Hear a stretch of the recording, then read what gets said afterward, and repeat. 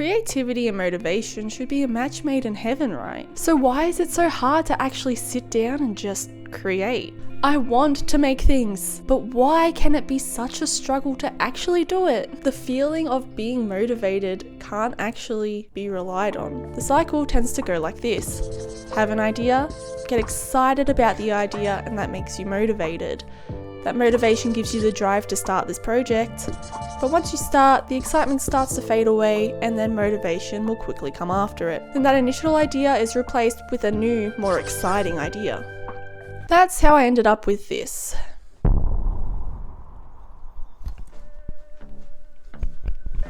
So this is my unfinished project pile. Over here I have my crochet. My first attempt to crochet was this little blue ball. That's it. I wanted to turn it into an oddish. Stopped when I needed to stuff it. Then I moved on to the next one, which is a little Totoro. Again, I stopped when it needed to be stuffed.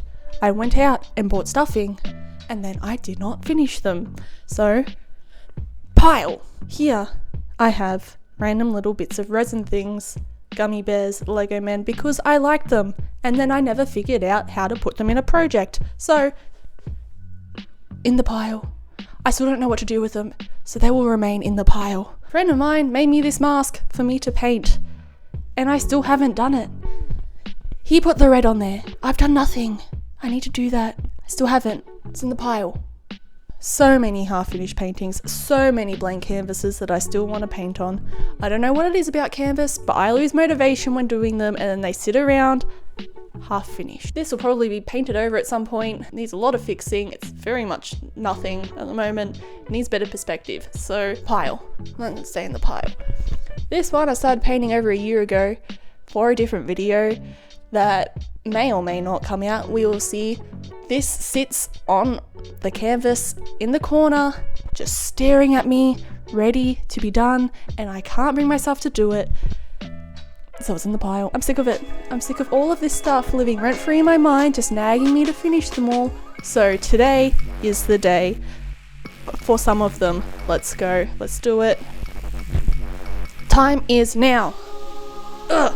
But how can we combat the cycle that motivation can put us in? We learn the concept of discipline. This, my friends, is the difficult part. If anyone has the perfect solution to ending this motivation cycle in an easy way, please share it with me, because everything I've tried has not been easy. But until then, these are the techniques that I am trying. Weekly plans and goal setting.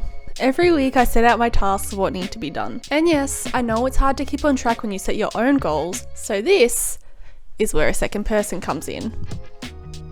Our lovely volunteer keeps us in check, and I don't want to feel the shame of going up at the end of the week and saying I haven't done everything I needed to do. Being able to check in and say, yes, I've done everything I needed to, helps bring motivation back up. Removing blocks. What's a block? Well, it's anything that gets in the way of you actually achieving the task. Here are some things that I find to be blocks for me.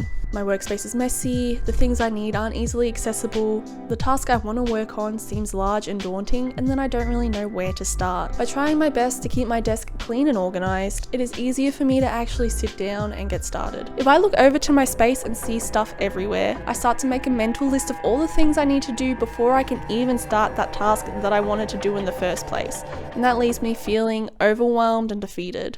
Another big block for me are bigger tasks. Yes, I can break things down into chunks, but knowing that something's going to take me a long time leaves a higher chance of me abandoning it for something else that's quick and easy. Now I'm keeping my artwork smaller and more manageable for me. Maybe that's the smartest thing to do. Recognize what my weak points are and then work around them. My biggest block, however, deserves its own category. When I think of the definition of a perfectionist and what it means to be a perfectionist, I think of someone who pays high attention to detail, very organised, and just has everything put together. This is not my experience, or the average experience of someone who is a perfectionist. If I'm working on something and it's not turning out exactly how I envisioned it, I start to get frustrated and lose the motivation to actually finish that task. I'm learning how to trust the process, and if something isn't turning out the way that I think it should look, it doesn't mean that that particular artwork is destroyed beyond repair. I think this perfectionist mindset is the reason why I took a step back from YouTube and social media. It added extra pressure to make sure everything looked good enough to post online, while I was also holding myself to extremely high standards. I felt like the videos and artworks I was uploading just weren't good enough, they weren't interesting enough, but at the same time I felt stuck in figuring out how to improve them. I will never improve if I don't practice though. But that's the thing. I will never improve if I don't practice. If I am struggling with something not being perfect, then maybe that's a sign that I need to practice that skill more. I just need to keep creating and practicing and improving rather than putting so much pressure on myself for everything to be perfect straight away. It's a shift in mindset. It's going into these creative projects thinking about how to have fun and practice and improve rather than going in and thinking that this will be my next masterpiece. It reduces the pressure that I put on myself greatly and allows me to explore and experiment without worrying that I'm going to ruin my artwork. I can relax and actually have fun creating again. This new approach has led to me liking some of my recent artworks, which was not a common thing in the past.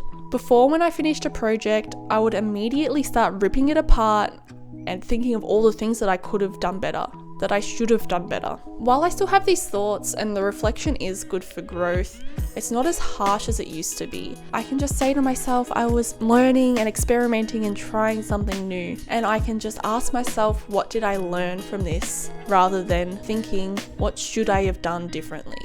There is one thing that I haven't really touched on in this motivation cycle. That is the point where a fresh, new, exciting idea comes along to replace the one that I'm already working on. I love having new ideas and exploring all the possibilities that I can do with them. However, the issue is that I have too many of them. They are distracting, and when I do have free time to work on one, I never know which one I should pick. I just want to be able to do everything. Then I don't know what I should be focusing on, so then I focus on nothing. Or I think I am capable of working on multiple ideas at once, jumping from project to project, just to end up having multiple new additions to the pile by the end of the week. Maybe I'm just indecisive as fuck. I don't know if there's a cure for that. Do you know what there also isn't a cure for?